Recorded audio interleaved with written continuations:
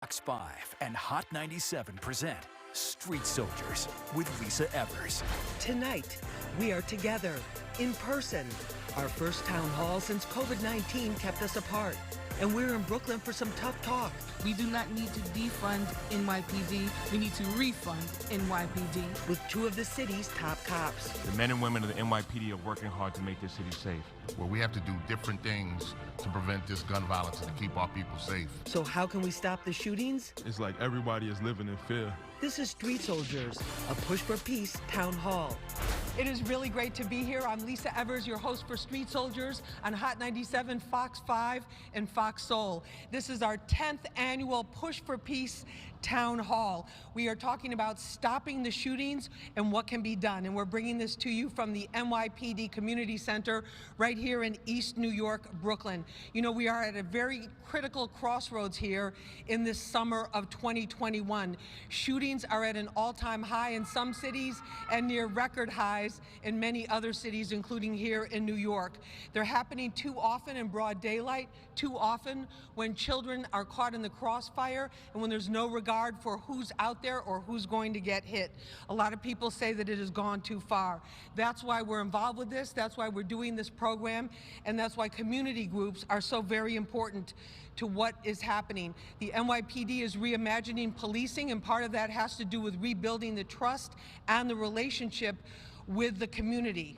New York City shootings hover close to a 20-year high, a problem so bad statewide, Governor Cuomo has declared a disaster emergency on gun violence.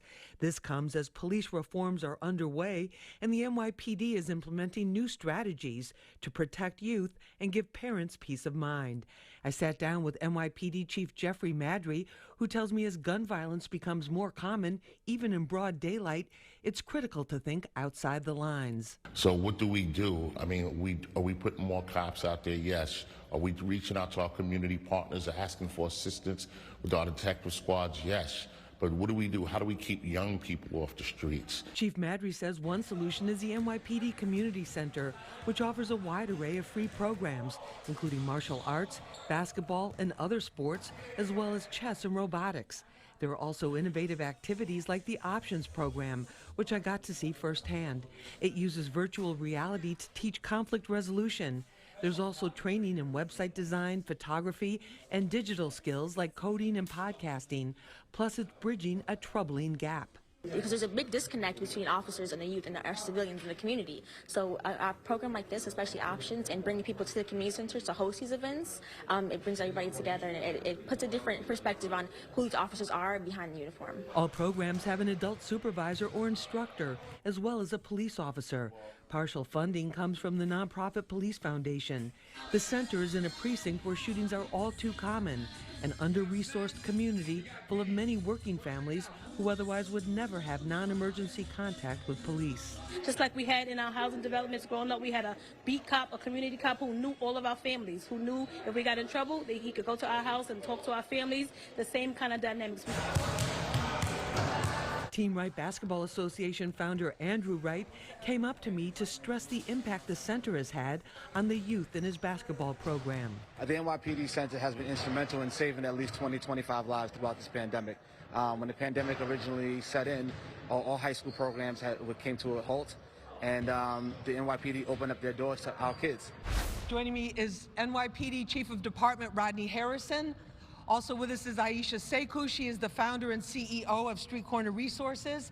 We're also joined by Chief Jeffrey Madry. He's the Community Affairs Chief for NYPD. And also the rapper HD.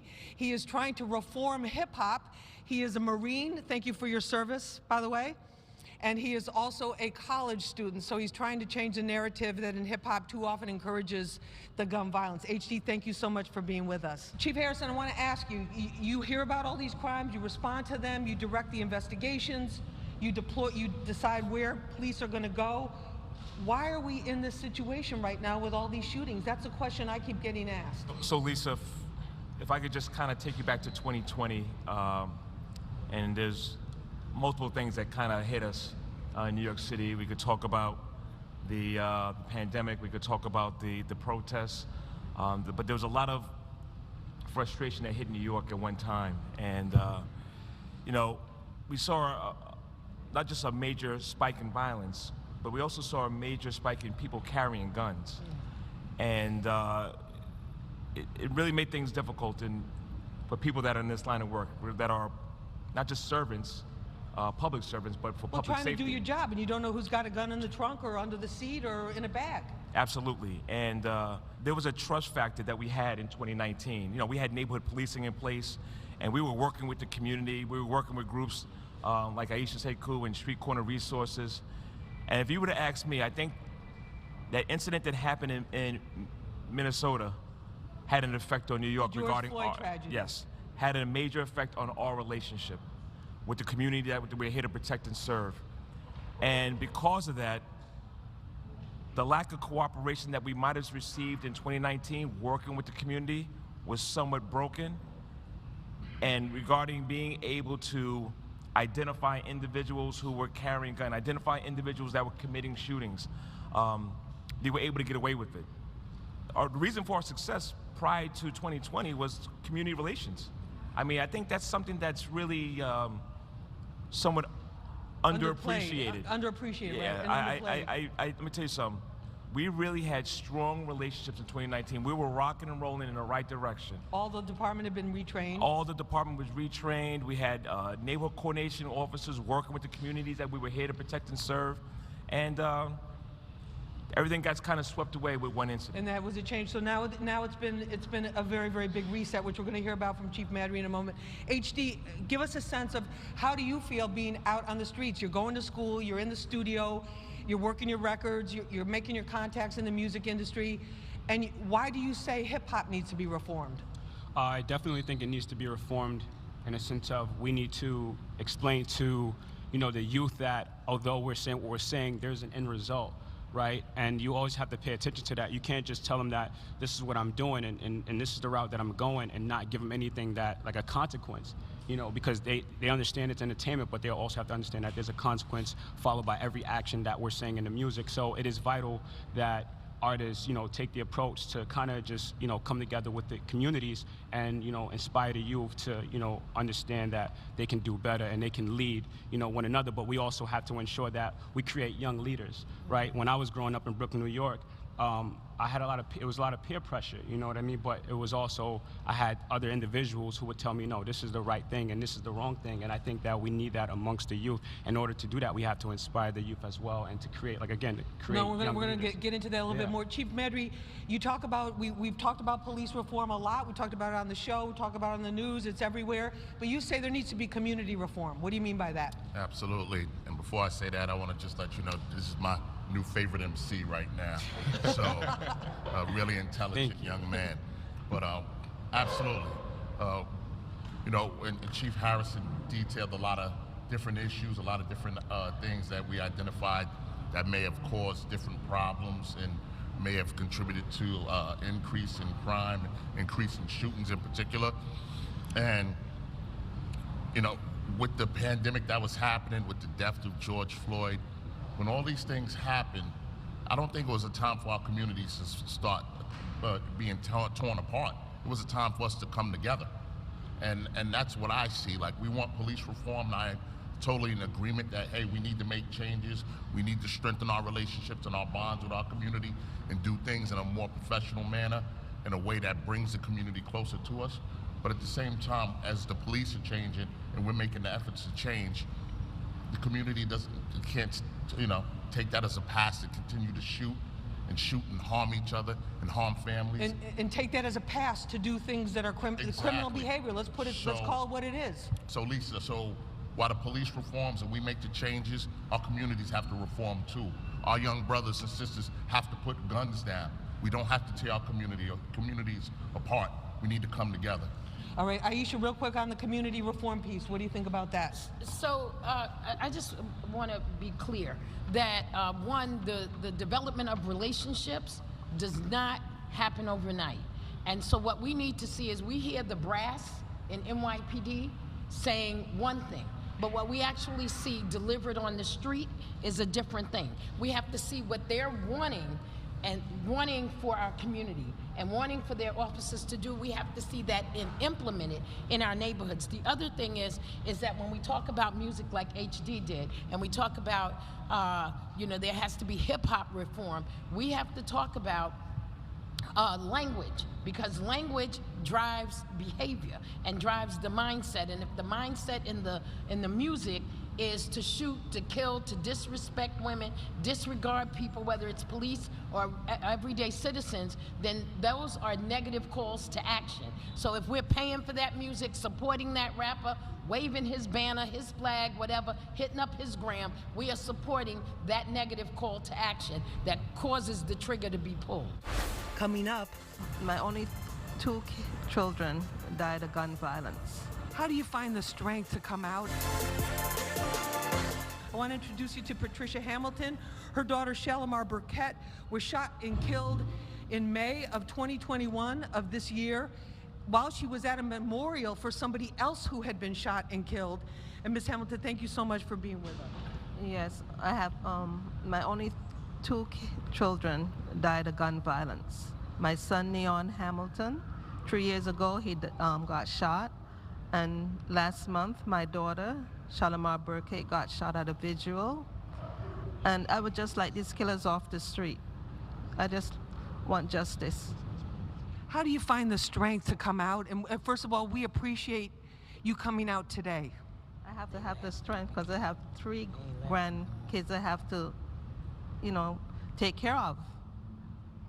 And we thank you for coming out with your family to help us understand the toll that this has taken. So it's changed your life. Thank you. All right, thank you so much. And we have one of your relatives here, Harriet Hines. Harriet, what has this done to your family, these tragic losses? Well, our family is extremely distraught. It's like broken up the family in terms of my little cousins do not have their mom anymore in their life. And let me say, the worst thing that can happen to anyone is for a parent to have to bury their child. It should be the opposite way around.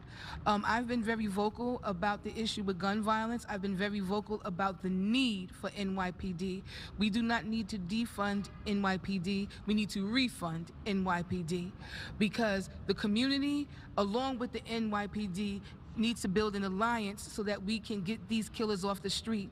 As a family, we're trying our best to make sense out of a senseless death. We still have not found the killers, and we're just begging the NYPD, and we're begging the community, someone come out and speak. That's been a big problem. Let me get a response. Chief Harrison, you were the chief of detectives before you became the chief of department. Yeah.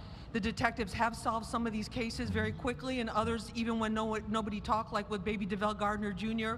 in Bed-Stuy. It took a long time, and even though nobody talked, they still were able to crack the case. What do you say to this family that's suffering with the loss of two of their members and no arrests? So first and foremost, condolences, and like she stated, nobody should have to bury their child. You just take a look at some of the incidents that also happened throughout the city. Brandon Hendricks in the Bronx.